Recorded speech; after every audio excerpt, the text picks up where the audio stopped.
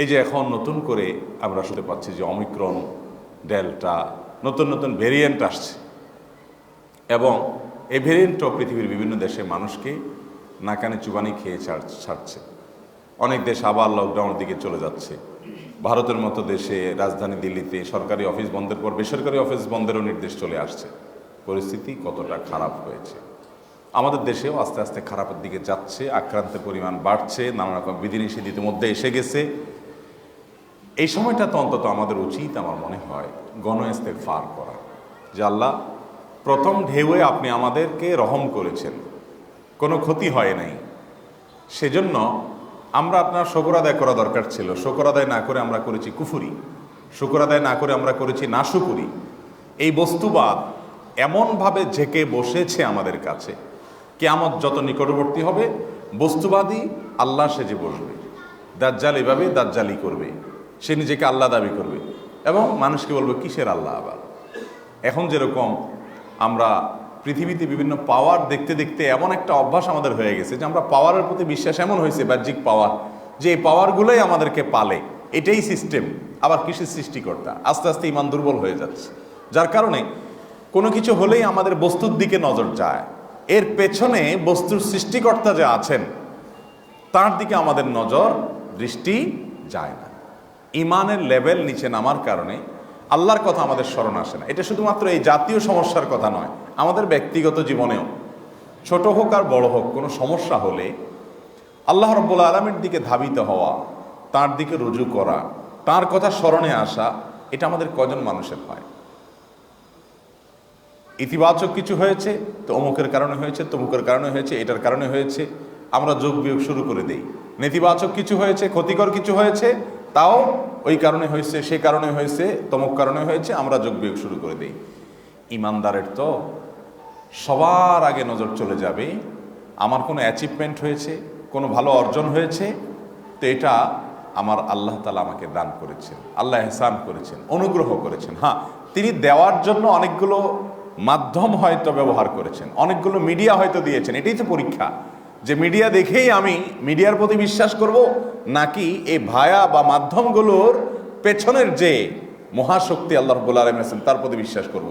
এটাই তো বিবেকের পরীক্ষা, এটাই তো আকলের পরীক্ষা, এটাই তো বিবেচনার পরীক্ষা, এটাই তো ইমানদারের পরীক্ষা।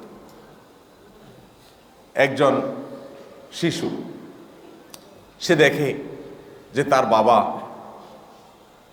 বাবা বাইরে থাকেন, বিদেশে থাকেন, টাকা পাঠান, মা শুধু ব্যাংকে যান আর টাকা তুলে নিয়ে আসেন, এটিএম কার্ড দেন আর মেশিন থেকে টাকা বের হয়ে যায়।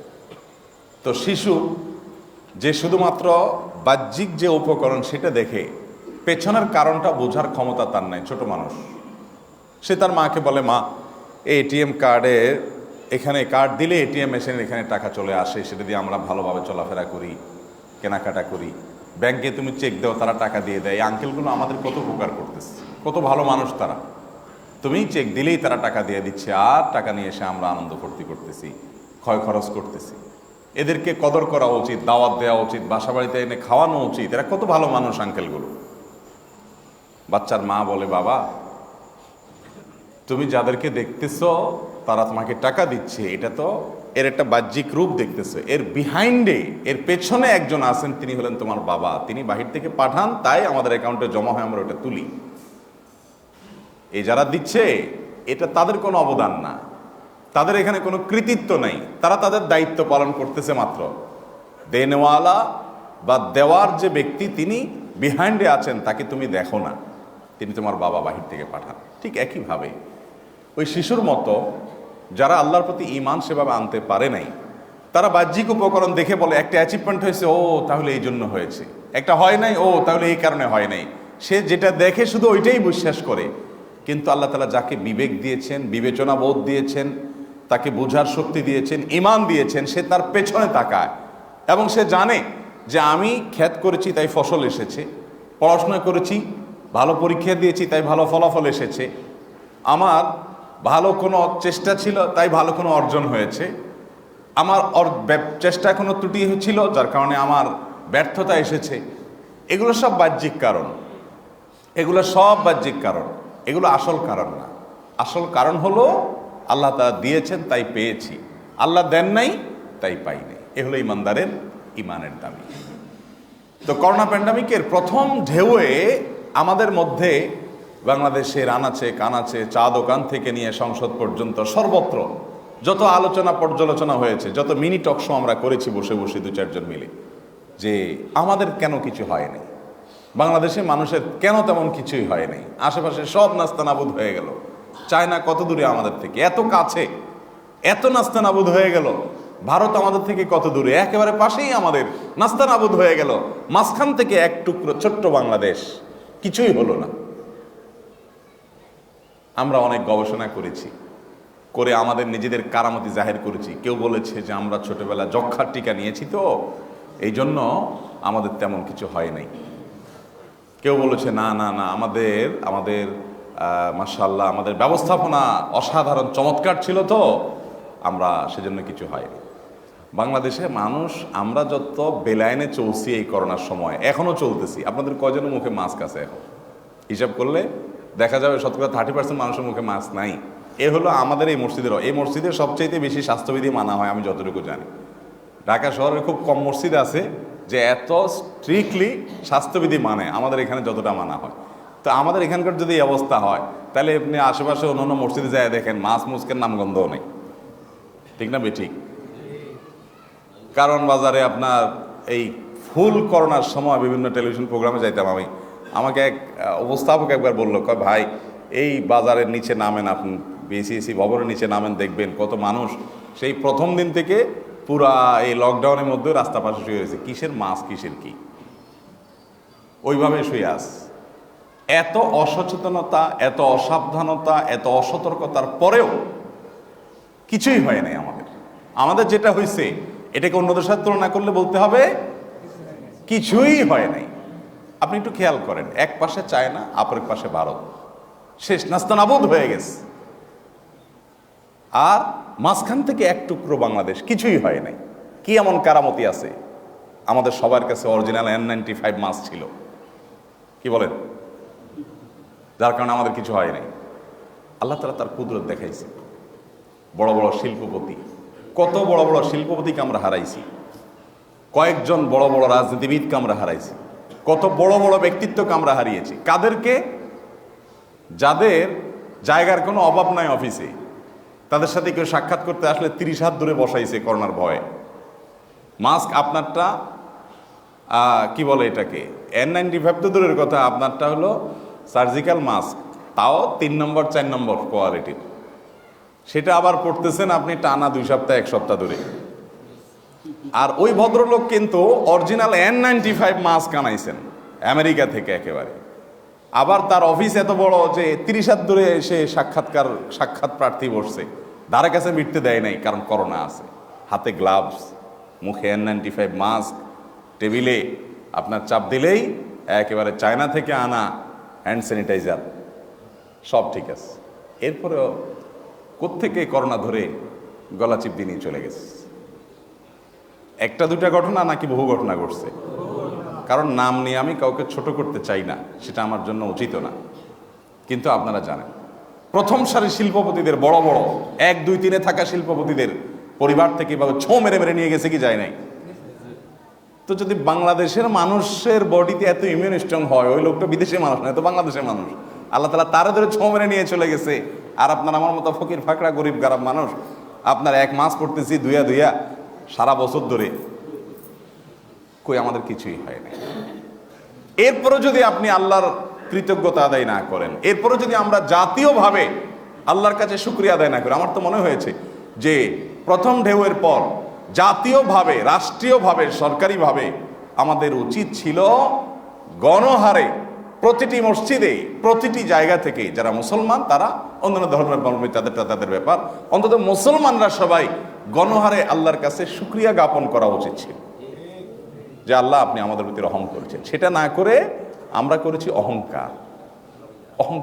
আমার তো ভয় হয় যে ডেল্টা আসছে, আমাদের তেমন কিছু হয় নাই, এখন আবার অমিক্রন আসছে, আমরা নিশ্চিত হয়ে গেছি আমাদের কিছুই হবে না।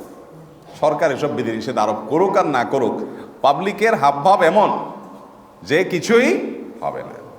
আমি গতকালকে কক্সবাজারে এক জায়গায় প্রোগ্রাম ছিল, তো তো এই করোনার উপরে কথা বললাম, স্বাস্থ্যবিধি মানার জন্য গুরুত্ব বললাম। এক মুরব্বী এসে বলতেছে, হুজুর 1.5 ঘন্টা আলোচনার পরে বলতেছে, হুজুর ওয়াজ তো এখনো করেন নাই আপনি। তাই আমি বললাম যে এতক্ষণ কি করলাম? বলে যে আপনি কি করোনা টরোনা মাস স্বাস্থ্যবিধি টিধি বলছেন, এগুলো তো ওয়াজ হলো?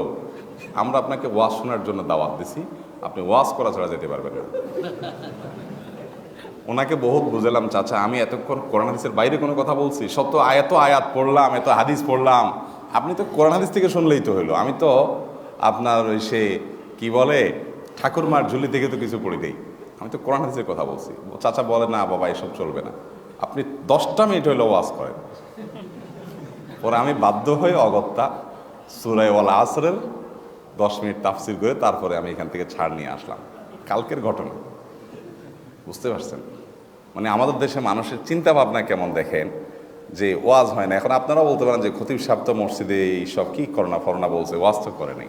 আপনারা বলবেন না, ইনশাল্লাহ শহরের মানুষ অনেক সচেতন। তো আমাদের এই দিনের ভিতরে, ইসলামের ভিতরে কোনো অপূর্ণাঙ্গতা নাই ভাই, সব কিছু দেওয়া আছে এখানে, সব কিছু। আমার ভয় হয় যে এই যে অমিক্রণ এসেছে, আমরা কিন্তু সবাই একরকম, আমরা নিশ্চিত যে আমাদের কিছুই হবে না, বাংলাদেশের মানুষের কিছুই হবে না। বাঙালি করোনার চাইতে শক্তিশালী, অতএব কিছুই হবে না, করোনার আমরা সাইজ করে ফেলবো।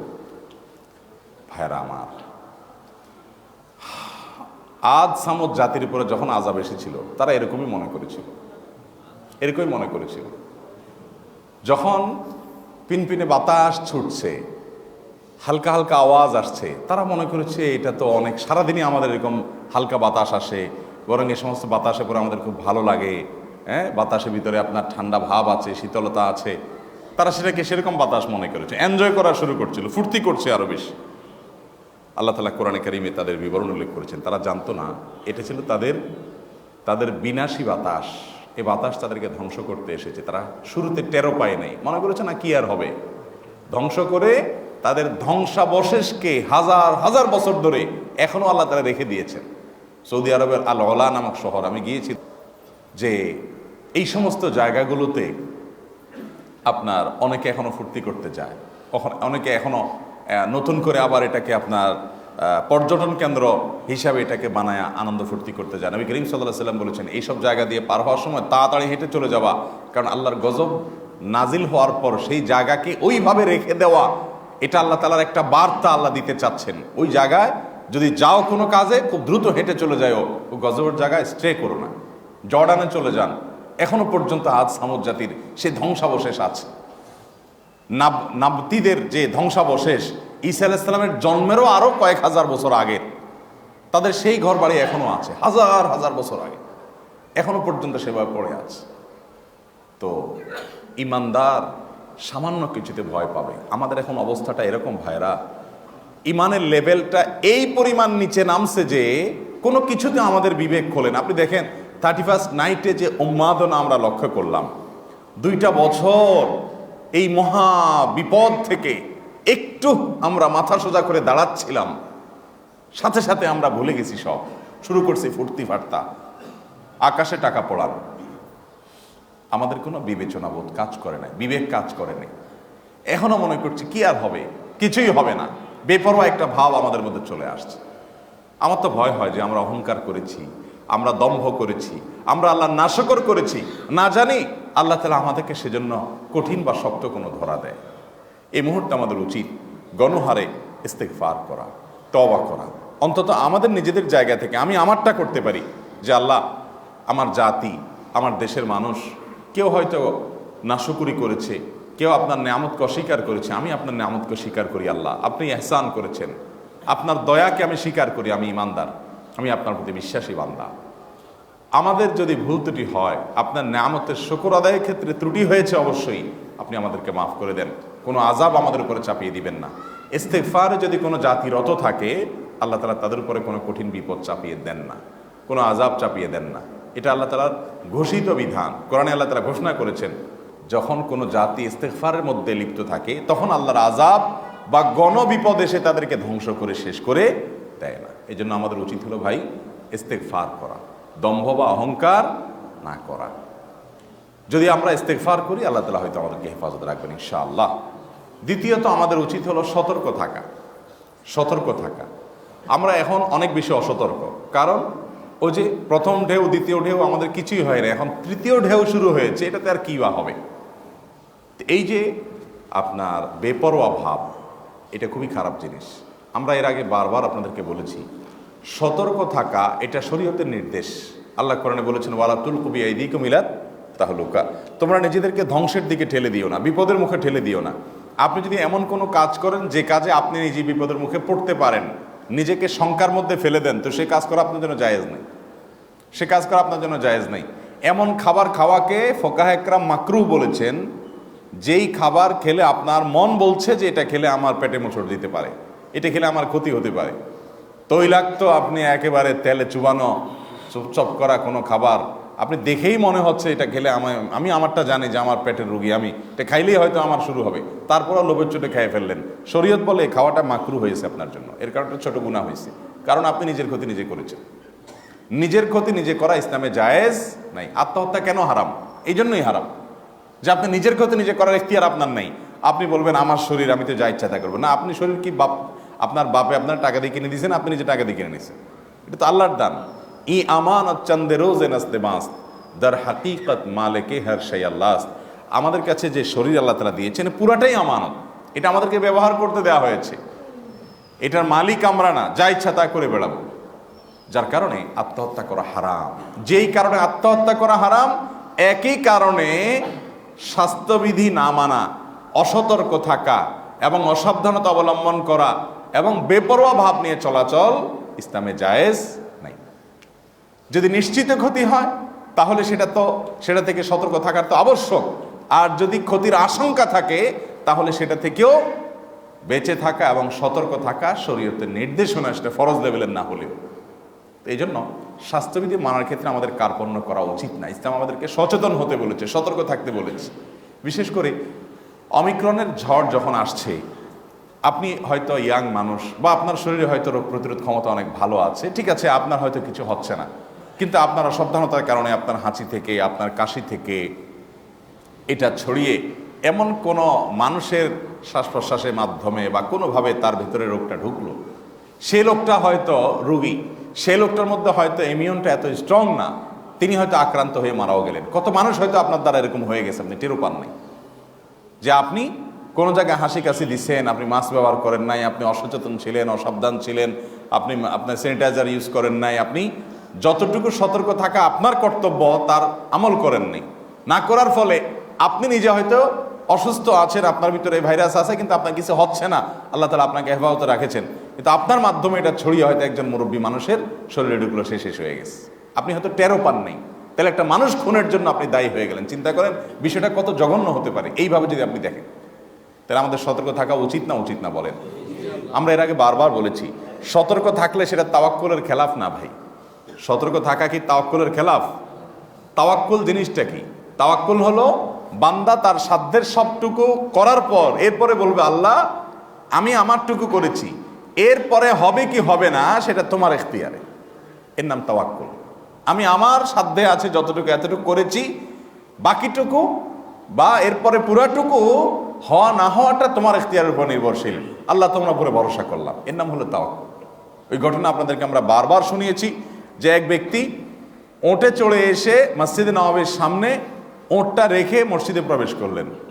আমি আল্লাহ রাসূলের সাথে সাক্ষাৎ করতে আসছি সাল্লাল্লাহু আলাইহি সাল্লাম, তাহলে আমার ওঁট তো আল্লাহ তাআলা হেফাজত করবেনি, আল্লাহ তো সব কিছু কন্ট্রোল করেন। তিনি এসে বলছেন, ইয়া রাসূলুল্লাহ আমি তো ওঁটে করে আসছি, ওঁটটা বাইরে মসজিদের সামনে আছে, বাঁধি নাই কোনো কিছুর সাথে, তো আমি আল্লাহর উপর ভরসা করতে পারি কিনা যে আল্লাহ আমার ওঁট রাখবেন, আল্লাহর উপর আস্থা আমার রাখতে পারি কিনা ইমানদার? আল্লাহ বলেছেন, ওমাইয়া তাওয়াক্কাল আলাল্লাহ ফাহুয়া হাসবু, যে ব্যক্তি আল্লাহর উপর ভরসা করে আল্লাহ তার জন্য যথেষ্ট হয়ে যান। তা আমি আল্লাহর উপর ভরসা করলাম, আল্লাহর উপর আস্থা রাখলাম, আল্লাহ আমার জন্য যথেষ্ট হয়ে যাবে না, ওর বাধা কি লাগবে? নবী করিম সাল্লাল্লাহু আলাইহি ওয়াসাল্লাম তাকে বললেন, আকালহা, তুমি আগে গিয়ে ওঁটটাকে কোনো কিছুর সাথে বাঁধো, বাঁধার পরে ওঁটটা থাকবে কি ছুটে চলে যাবে না কেউ নিয়ে যাবে, এই ব্যাপারটুকু আল্লাহর উপরে ভরসা করে, এর নাম তাওয়াক্কুল। তোমার যেটুকু করার আছে এটুকু তুমি করো, তোমার সাধ্য শেষ, এরপর আল্লাহর উপরে ন্যস্ত করে, এর নাম তাওয়াক্কুল। তোমার যেটুকু করার সেটুকুও করবা না, হাত পা বাইদা তুমি মসজিদে বসে থেকে বলবো আল্লাহ খাওয়াবে, আমি বসে থাকি, তো এইভাবে আল্লাহ তোমার মুখে তুলে খাওয়াবে না। আল্লাহ পারেন, আল্লাহ চাইলে তোমার মুখে তুলে খাওয়াইতে পারেন, কিন্তু আল্লাহ এটা করবেন না। আল্লাহর ঘোষণাই এভাবে না যে তুমি তোমার সাধ্য অনুযায়ী তোমাকে হাত পা কেন দিয়েছি, তোমার পরিশ্রম করার জন্য, সতর্ক থাকার জন্য। তুমি সতর্ক থাকো, এরপর আল্লাহর উপর ভরসা করো। নাস্তিকের সাথে মুসলমানের বা ইমানদারের পার্থক্যের একটা চমৎকার জায়গা এখানে। কিরকম? আমরা জানি যে করোনার সময় রোগীর চারপাশে থেকে সেবা করেছে, সারাদিন একই বাসায় থেকেছে, একই ক্যাবিনে থেকেছে। আমার যখন করোনা হয়েছে হাসপাতালে ছিলাম, আমার অফিসের এক দুজন আমার সাথে পুরো টাইম হাসপাতালে ছিল, তাদের কিছুই হয়নি। এরকম অনেক লোকের হয়েছে না, যে রোগীর আশপাশে সারাক্ষণই ছিল। আর এই ভাইরাস এত সূক্ষ্ম, এত পরিমাণ ছড়া যে একই রুমে রুগী থাকবে আর আরেকজন সেবা করবে আর তার শরীরে যাবে না, এটা হতেই পারে না। তো এরকম বহু হয়েছে যে পাশেই আছে, তার কিছুই হয়নি। বৃদ্ধ মানুষ ছিলেন বা একই বাসায়, সেই বৃদ্ধ মানুষেরও কিছু হয় না। এরকমও বহু ঘটনা আমাদের দেশে বা সারা দুনিয়াতে ঘটছে। আবার এর বিপরীতটা যদি দেখি আমরা, যে একজন মানুষ, আমি ঢাকাতে কয়েকটা ফ্যামিলির কথা জানি ব্যক্তিগতভাবে, যে করোনার শুরুর দিকে যে দরজা বন্ধ করছে, 1-1.5 মাস পর্যন্ত আর দরজা খোলে নেই। যা ছিল একসাথে নিয়ে ঢুকে গেছে লকডাউনের শুরুতে, আর খোলে টোলে নেই। ধানমন্ডিতে একটা ফ্যামিলির কথা আমি জানি, একেবারে আমার এক বোনের বাসার সামনের না জানি উপরের ফ্ল্যাটে তারা থাকেন। তারা বললেন যে একেবারে ফুল লক, কোনো যোগাযোগ হয় আমাদের সাথে, কোনো কারোর সাথে কোনো যোগাযোগ নাই, ভাইরাস কোন দিক দিয়ে ঢুকে দেখবো। কিন্তু ঠিকই দেখা গেল সবাই আক্রান্ত। এরকম ঘটনা বোধ করছে না, ঘটে নাই? এখন একজন নাস্তিক, সে কিন্তু এর কোনো ব্যাখ্যা দিতে পারবে না, ব্যাপার কি, এখানে কিভাবে ঢুকলো। আর ওই বেচারা সাথে এত ঘষাঘষি করছে, তারপরেও তার হলো না। যত টেস্ট করে নেগেটিভ, কিছু হোক আর না হোক পজিটিভ তো হবে, ঢুকবে তো ভিতরে, কিন্তু ঢুকেই নেই। আর আরেকজনের কারোর ধারে কাছেই যায় নাই বেচারা, পুরা ফ্যামিলি হয়ে শেষ হয়ে গেছে। তো এখানে যারা শুধুমাত্র বিজ্ঞানের প্রতি ঈমান আনছে, বিজ্ঞানরে আল্লাহ বানাইছে, বিজ্ঞানরে খোদা বানাইছে, তাদের এখানে কোনো ব্যাখ্যা নাই, এখানে বিজ্ঞান কি বলবে। কিন্তু ঈমানদারের কাছে ব্যাখ্যা আছে। কি ব্যাখ্যা? যে ব্যক্তি রোগীর সাথে এত ঘষাঘষি করছে তারপরেও তার হয় নাই, তাকে আল্লাহ তাআলা রহম করছে। আর যার কারোর সাথে কোনো সংস্রবে যাওয়া ছাড়াই আক্রান্ত হয়ে গেছে, আল্লাহর ফয়সালা হয়েছে, তাই তার হয়েছে। ঈমানদারের কাছে ব্যাখ্যা আছে না নাই? আমার আল্লাহ যদি কারোর মধ্যে এটা ঢুকাইতে চান, দিতে চান, কোনো মাধ্যম ছাড়াই দিতে পারেন। আর আমার আল্লাহ যদি কাউকে বাঁচাইতে চান, তো সমুদ্র নিমজ্জিত থেকেও বাঁচাইতে পারেন। মুসা আলাইহিস সালামকে পানিতে ভাসিয়ে দিয়েছেন তার মা, ছোট বাচ্চা। এই সমুদ্রের মধ্যে ভাসতে ভাসতেই আল্লাহ তাআলা তাকে শুধু বাঁচাইছেন তা না, যে তাকে হত্যা করার জন্য সমস্ত শিশু হত্যা করার ঘোষণা দিয়ে দিয়েছে। গণকরা বলে দিছে এক শিশুর জন্ম হবে, তোমার রাজত্ব দখল করবে। এই ভয়ে সমস্ত শিশু হত্যা, ছেলে শিশু হত্যা নির্দেশ দিয়ে দিছে। সেই হত্যা থেকে বাঁচানোর জন্য মুসা ইসলামের মা একটা কাঠের কিছু বানায়া ওইটার মধ্যে দিয়া নদীতে ভাসায় দিয়েছে, সাগরে ভাসায় দিয়েছে ছেলেকে, যে নিজে কিভাবে মারি, আমার সামনে তারা বাচ্চাকে মারবে, তার সাথে ছেড়ে দিই, পানিতে ডুবে মরে গেলে চোখের সামনে মরলো না। আল্লাহর কুদরত দেখেন। আল্লাহ মুসা আলাইহিস সালামকে একজন গরিব মানুষের হাতে বাঁচাইতে পারতেন, সেটা না। আল্লাহ তাআলা এটা বাসাতে ফেরাউনের ঘাটে নিয়েই ভিড়াইছেন। যে মারার জন্য এত চেষ্টা করতেছে, তার কোলে রেখে আল্লাহ তাআলা পালছেন শত্রুরে। আল্লাহর কুদরত দেখেন। এক দুইটা আল্লাহ ঘটনা ঘটান আমাদেরকে বোঝানোর জন্য। আল্লাহ কাদির, সবকিছু সক্ষম তিনি। তো ঈমানদার, তার বিশ্বাসের জায়গাটা থাকবে এরকম, যে আমি মাস্ক পরবো, আমি হ্যান্ড স্যানিটাইজ করব, আমি স্বাস্থ্যবিধি মেনে চলবো, আমি সতর্ক থাকবো, আমার জায়গা থেকে যা করার তার সব আমি করব। এরপরেও আমার রক্ষা হবে কি হবে না সেটা আল্লাহর হাতে। এই জন্য ওইটুকু আমি আল্লাহর উপরে ন্যস্ত করে দিলাম। এটা হলো আল্লাহর উপর ভরসা, এটা হলো আল্লাহর উপরে ভরসা। হাদিসে আসছে যে কোনো ছোঁয়াছে নাই, কোনো রোগ আপনার হয় না, একজন থেকে আরেকজনে যেতে যায় না। আবার নবী করিম সাল্লাল্লাহু আলাইহি ওয়াসাল্লাম বলেছেন এমন কিছু রোগ আছে যে রোগগুলো অন্যদের মধ্যে ছড়ায়। তিনি বলেছেন এই রোগী থেকে তুমি দূরে থাকো, স্বাস্থ্যবিধি মানো, যে শারীরিক দূরত্ব অবলম্বন করো। ফিররা মিনাল মাজজুম ফিরারাকা মিনাল আসাদ, হাদিসের ভাষ্য।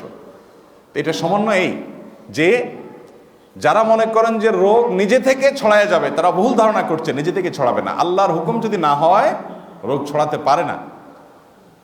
আর একজন ইমানদারকে আল্লাহ তাআলা সতর্ক থাকার নির্দেশ করেছেন, নিজেকে বিপদের মুখে যেন না ঠেলে দেয় সে নির্দেশ করেছেন। সেজন্য আমাদেরকে স্বাস্থ্যবিধিও মানতে হবে। তাহলে সমন্বয়টা এইভাবে করতে হবে। তাহলে দ্বিতীয় করণীয় পেলাম। প্রথম করণীয় হলো আল্লাহর কাছে তওবা করা, ইস্তেগফার করা, যে আল্লাহ আমরা প্রথম ঢেউ দ্বিতীয় ঢেউতে তেমন কোনো বিপদ না হওয়াতে অহংকারী হয়ে গেছি। আপনি আমাদেরকে তৃতীয় ঢেউতেও রহম করেন যেভাবে প্রথম দুই ঢেউতে করেছেন, এবং আমাদের অহংকারের কারণে পাকড়াও করেন না, এই জন্য তওবা করা। দ্বিতীয়ত সতর্ক থাকা, সর্বোচ্চ সতর্ক থাকা। কিছুই হচ্ছে না, কিছুই হবে না, না হোক, যেহেতু বিভিন্ন দেশে বাড়ছে, আমার দেশেও সংক্রমণের হার বাড়ছে, আমি আমার জায়গা থেকে সতর্ক থাকি, আমি আমার জায়গা থেকে সাবধান থাকি। অন্তত আমি যেন কোনো মানুষের মৃত্যুর জন্য দায়ী না হই, আমি যেন কোনো মানুষের আক্রান্ত হওয়ার জন্য দায়ী নাই হই, আমি যেন কোনো মানুষের অসুস্থ হওয়ার জন্য দায়ী না হই, আমার জায়গা থেকে আমি সতর্ক থাকি। তরুণদেরকে বিশেষ করে একটু বেপরোয়া থাকতে দেখা যায়, যে আরে আমার তো কিছু হবে না, না আমার না হোক, কিন্তু আমার দ্বারা অন্যকে ক্ষতিগ্রস্ত যেন না হয়, সাবধান থাকতে হবে।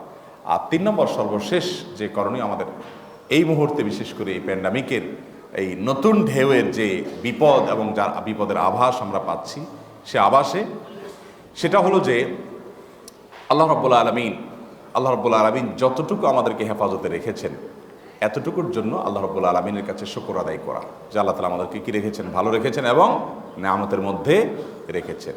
এই কাজগুলো আমরা করব ইনশাআল্লাহ, বিদিন আল্লাহ তাআলা আমাদেরকে হেফাজতে রাখবেন। আর শুধু এই করোনা নয়, ব্যক্তিগত জীবনেও আমাদের যত অর্জন হবে, তার সকল অর্জনের আমরা সকল আপনার কৃতিত্ব, সকল ক্রেডিট দিব কাকে? আল্লাহ রাব্বুল আলামিনকে। আলহামদুলিল্লাহ বলা শিখবো। আলহামদুলিল্লাহ। বস্তুবাদ আমাদেরকে 5 ওয়াক্ত নামাজি মানুষদেরকে পর্যন্ত এখন এই পরিমাণ বস্তুবাদে বিশ্বাসী করে ফেলেছে, যেন আমরা বস্তুকেই খোদা বানিয়ে বসে আছি, বস্তুকেই যেন আমরা আল্লাহ বানিয়ে বসে আছি, আমাদের নজর অন্যদিকে যায় না। নবী করিম সাল্লাল্লাহু আলাইহি সাল্লাম একটু জোরে মেঘে গর্জন করলে ভয়ে মসজিদে চলে আসতেন, না জানি আল্লাহর কোনো আযাব আসছে, না জানি ইসরাফিল সিংহা ফুৎকার দিচ্ছে। এখন যদি আমাদের সমাজে কেউ এরকম করে, সূর্যগ্রহণ চন্দ্রগ্রহণ হলে তিনি আল্লাহর ভয়ে ভীত সন্ত্রস্ত হতেন, নামাজে দাঁড়িয়ে যেতেন, ইস্তেগফার করতেন, সাহাবীদেরকে আল্লাহর জিকির করার নির্দেশ করতেন। আর আমরা কি করি? দূরবীন নিয়ে দেখি তামাশা, কত বড় এনজয় করি। এই আদ সামুদ জাতি এভাবে ধ্বংস হয়েছে।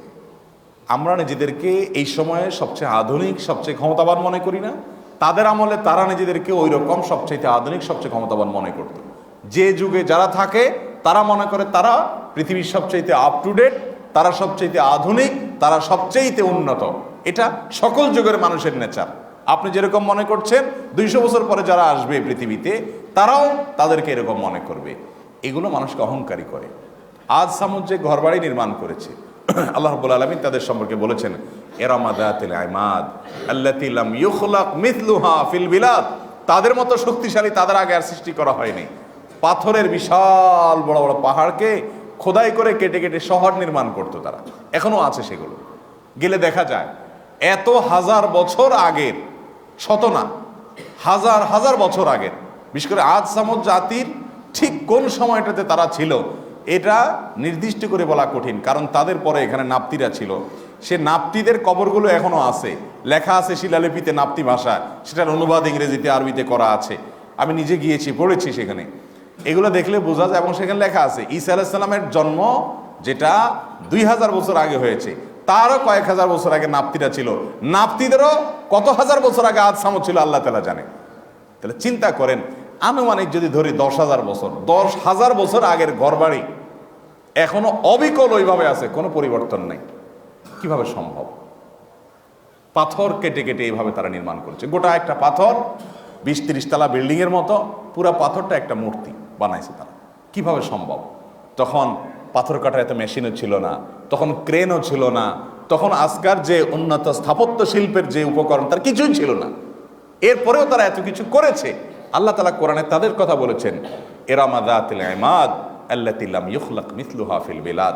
তাদের মতো এত পাওয়ারফুল, এত শক্তিশালী, এত উন্নত শিল্পের অধিকারী তাদের আগে পৃথিবীতে আর কেউ জন্মগ্রহণ করে নাই। আল্লাহ কিন্তু বলেন না যে পৃথিবীতে আর কেউ আসবে না, আমরা তাদের চাইতে হয়তো উন্নত, আমরা তার চেয়ে বড় বিল্ডিং বানাতে পারি, স্কেল, আমরা তার চাইতে অনেক কিছু করতে পারি। আল্লাহ বলেছেন তাদের আগে কেউ এরকম আসে নাই। কিন্তু কোথায় তারা? তাদের সমস্ত ওই শক্তিমান কর্মগুলোকে আল্লাহ রেখে দিয়েছেন, তাদেরকে শেষ করে দিয়েছেন। ইন্টারেস্টিং বিষয়, তাদের শক্তিমান সকল কর্মগুলো আছে, তারা শেষ হয়ে গেছে।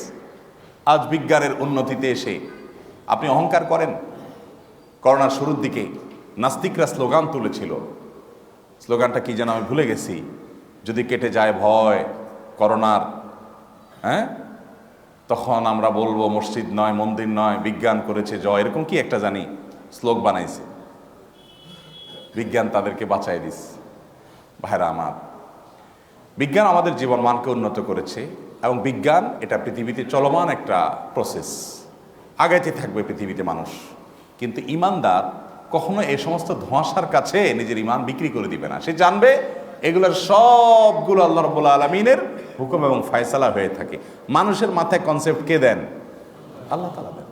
আল্লাহ তাআলা কুকুরের মাথা না দিয়ে শুকুরের মাথা দিয়ে আপনার মাথা দিলেন কেন? মাথা তো তারও আছে, মগজ তো তারও আছে, ঠিক না? ঠিক। ওয়ালাকাদ কাররামনা বানি আদম।